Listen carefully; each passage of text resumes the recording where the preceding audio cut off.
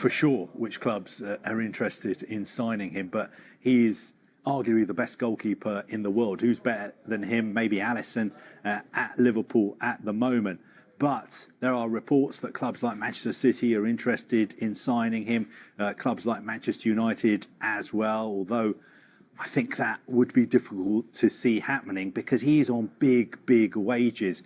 The background to this is that he moved to PSG as a free agent 4 years ago. You remember, he was represented by Mino Raiola at the time. He was the best goalkeeper in the world. PSG, because they weren't paying a transfer fee for him, broke the bank almost, although it's difficult to break the bank when you're PSG, to pay his wages. Now his contract is going to run out next summer. There have been talks about a new deal, but I don't think PSG want to pay the kind of money that perhaps the player feels that he is worth. And also, PSG don't want to be in the situation anymore where players are leaving and free transfers. Remember that whole saga with Kylian Mbappe as well. Once bitten, twice shy. So I think what they've done is gone out and bought a new goalkeeper, Lucas Chevalier, for 40 million euros. They've said to Lucas Chevalier, you're the number one. Donnarumma is not even in the squad for the Super Cup game against Tottenham. All parties are trying to work to find him a new club. But of course, it's going to be very difficult because he's arguably the best goalkeeper in the world and he's on big wages. And he always has the option of just saying, you know what, I'm not going anywhere. I've got this big contract. I like my life in Paris. Not doing that in the World Cup year. Well, not doing it. I agree with you. How could Italy's number one goalkeeper not play at all in a World Cup year? But he does have that option. But it looks like he's not going to play for PSG again. And it's quite an incredible turnaround because just a few months ago, he was winning the Champions League in spectacular fashion as one of the key players in that brilliant PSG side. Top goalkeeper. There won't be short of suitors. What about Alejandro Garnacho? Has he got lots of suitors? Well, it looks like one in particular. Napoli were interested in signing him in January and they had interest in the summer. They've moved on to other targets. But Chelsea, that's been a long-standing interest. There were conversations that took place in January. Things have stepped up now. There's talks ongoing now between Chelsea and Manchester United. And this is a really important deal that United get right because they've been really active in the transfer market in terms of bringing in players.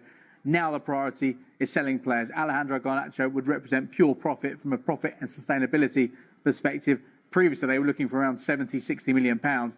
I'm unsure they're going to get that right now because of a number of conditions. The fact he's been frozen out of the first team picture. He's not training with the first team squad. I know Ruben Amorim says he'll be reintegrated if there isn't the market value met by a club like Chelsea. But also Ruben Amorim said that Garnacho was looking for a new type of leader. He's looking for a new type of project. So you'd expect him to depart. Chelsea, yes, they have a number of wide players, but all these different wide players have a specific profile as well. We know Garnacho is a very talented player. Perhaps he needs the right manager and the right club. So I think this is a deal that could happen. Chelsea want to try and sign him before the end of this transfer window. I think he will depart before the end of this transfer window. I think he'll probably head to Chelsea as well. OK, so you think Garnacho on the way out. Are Manchester United going to get Carlos Baleba in? I still think this is a very difficult deal for Manchester United to do for a number of reasons. They spent a huge amount of money replenishing their front line, but their next priority is signing a central midfielder if they can. The reason why this is difficult is because United do need to prioritise sales. So far, there's not been a huge amount brought in. Yes, there's been the sell-on clause of the likes of Anthony Elanga. They've probably made around £20 million in terms of things like that, but unless they can get £40 million for Rasmus Højlund, they can get a good deal for Anthony, they can get a good deal for Jadon Sancho, they're not really going to be in a situation where they can really attack this transfer and bring in Carlos Baleba. The other factor is Brighton, they're not going to sell him on the cheap. He's arguably as good as Moises Caicedo was at that stage when Chelsea spent £150 million on him. Maybe not quite as ready as Caicedo, but you can understand the sort of figures that Brighton will be looking at for Carlos Baleba to depart. You wouldn't expect it to be anywhere short of 70, 80 million pounds.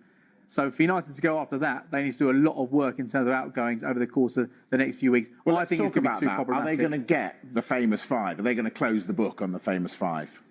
I think Jadon Sancho, they'll find an exit for him. I think it's going to be difficult to do a permanent deal, I think. But Borussia Dortmund are a club that are exploring the conditions of doing another deal to bring him in. I'm not sure whether or not they'll be able to get a permanent transfer for Jadon Sancho. But he's got 1 year left in his contract. There's the option of another year. So United could look to do something like a loan with an obligation to buy. Of course, they'll do a loan, but if there's a permanent element, Anthony, Real Betis want to try to sign him. They're looking at a loan. They don't think they can find the finances to do a permanent deal. But of course, as we've spoken about all transfer window, as we get closer and closer to the deadline, there will need to be compromises when it comes to the player and the club as well. So United may have to take much less money than they wanted in June, what they will take on the 1st of September to get rid of these players. Malacia, slightly different, I think, because of his injury record. I think that's going to be very difficult. Rasmus Højlund, they can get £40 million for him, then that would represent not too much of a loss. His book value right now is around £45 million. They signed him for around £70 million a couple of years ago. AC Milan in talks. I think if they could get rid of Højlund and Garnacho for around £80 million, and they can get something like £20 million for Anthony, maybe 15 for Sancho, then that would represent good business. United haven't sold well over the course of the last few years. They need to sell well now if they're going to attack the rest of this transfer window. Carve. So Donnarumma has to leave Paris Saint-Germain. We will see if it's going to be this summer or next summer on a free, but Donnarumma has to leave Paris Saint-Germain because the relationship is completely gone. Donnarumma is not in the squad for the Super Cup. Donnarumma is super sad and disappointed. Very soon Donnarumma will talk. We speak in public and will make PSG fans feel his disappointment. And he was one of the heroes of the Champions League, and then he ends up not even on the bench for the Super Cup. No agreement on the contract, and so this is Paris Saint-Germain position. You don't extend the contract, well, you are out of the squad. So this is the two different positions on this story. What about Donnarumma? I can reveal to you that 24 hours ago, it was on Monday, there was a direct contact between Manchester City and Paris Saint-Germain. The two sides spoke about Donnarumma. The answer from Paris Saint-Germain is an initial price of 50 million euros.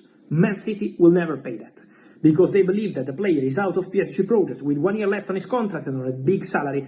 The price should be way less than this, way less than 50. So let's see if the two sides, Man City and PSG, can find a solution. They have a very good relationship, Manchester City and Paris Saint-Germain, so they can try to find a solution. But this Donnarumma Manchester City deal will only happen in one case, and in that case is that Ederson has to leave the club.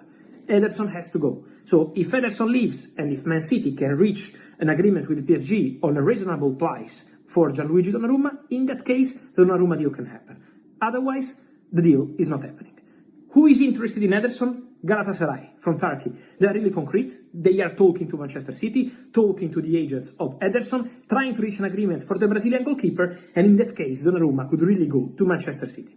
Why Manchester City? Because Pep Guardiola is a big fan of Donnarumma, considers Donnarumma one of the best goalkeepers in the world, and also because Donnarumma is quite keen on a move to Premier League.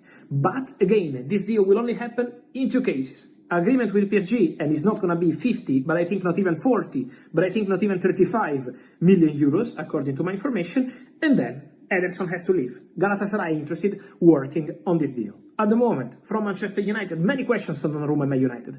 Man United made some call last week to understand the situation of Donnarumma. So Man United are informed about what's going on between Donnarumma and PSG, what Donnarumma wants to do, what's the request for his salary. Remember that Donnarumma is on a big salary, is more than 10 million euros net per season, is 10 net per season plus add-ons. So the salary is a big one. Manchester United didn't activate a deal for Donnarumma, but let's see what's going to happen with all these cases, because it's still an open story. Man City have an interest, spoke to PSG, but at the moment it will depend on the financials of this deal and also of this. Manchester United are exploring a move for Carlos Baleba, but are expected to have to pay a transfer record for an African player if they can persuade Brighton to sell the Cameroon midfielder. The 21-year-old has 3 years on his contract, which Brighton have an option to extend by 12 months. Sources close to Baleba have indicated he is keen to join United if an agreement can be reached. Brighton are adamant he is not for sale, and it would require an offer well above the 72 million Arsenal paid Lille for the Ivory Coast forward Nicolas Pepe in 2019 to tempt them into changing their stance. It may take more than 100 million to sign a player rated as one of the best emerging talents in world football. Any United bid for Baleba is understood to be dependent on players being moved on, with Chelsea still in talks over a deal for Alejandro Garnacho and Milan interested in Rasmus Højlund. They have been trying to offload two others attackers, Jadon Sancho and Anthony, who are on big wages. United have spent more than $200 million this summer on the forwards Benjamin Sesko, Mateus Cunha, and Brian Mbeumo, another Cameroon international. Baleba, who joined Brighton in 2023 from Lille for $23 million, told The Guardian in March that he was happy at Brighton but said, "I want to be a big midfielder, to be a legend, across the world." Brighton's chief executive, Paul Barber, said last week at a fans' forum that United had yet to be in touch, but acknowledged Baleba could leave. "Carlos is a fantastic talent," he said. "We hope he'll be here for years to come, but it's subject to the dynamics of the football world, which isn't always predictable." A data está completando 2 anos de aniversário e por isso a gente resolveu fazer uma proposta bem especial. Nós